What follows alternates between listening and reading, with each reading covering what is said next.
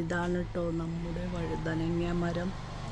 നമ്മുടെ പൂക്കൾക്കിടയിലാണ് സ്ഥിതി ചെയ്യുന്നത്.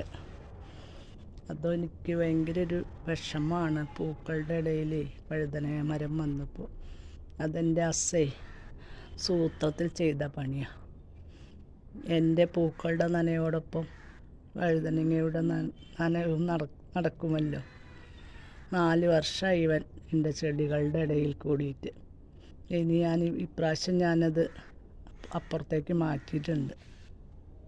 ഇവൻ വലുതായി ഒരു മരം പോലെ വലുതായി നിൽക്കുകയാണ്. 4 വർഷമായിട്ട് എന്നും നമുക്ക് കായ്ഫലങ്ങൾ തരുന്ന ആളാണ് കേട്ടോ. എങ്കിലും ചെടികൾക്കിടയിൽ വന്നപ്പോൾ എനിക്കൊരു ചെറിയ സങ്കടമുണ്ട്. ഇവനെ ഇവിടുന്ന് മാറ്റണം എന്നുണ്ട്. അതുകൊണ്ട് ഈ പ്രാവശ്യം ഞാൻ അപ്പുറത്തേക്ക് മാറ്റി വെച്ചു. ഇന്ന് നമ്മുടെ ചീര പറിച്ചു.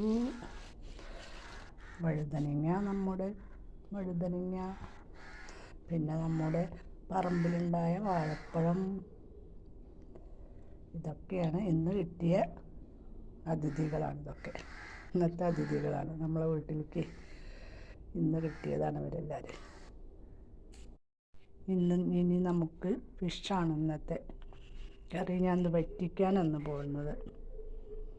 മീൻ കറി ചീരക്കറി ഉണ്ട്, അപ്പോൾ ഇത് വറ്റിക്കാമെന്ന് കരുതി. നമ്മുടെ മീൻകാരൻ തന്നെ അതൊക്കെ വെട്ടി ശരിയാക്കി തന്നു. അതുകൊണ്ട് എൻ്റെ ജോലിഭാരം എളുപ്പമായി.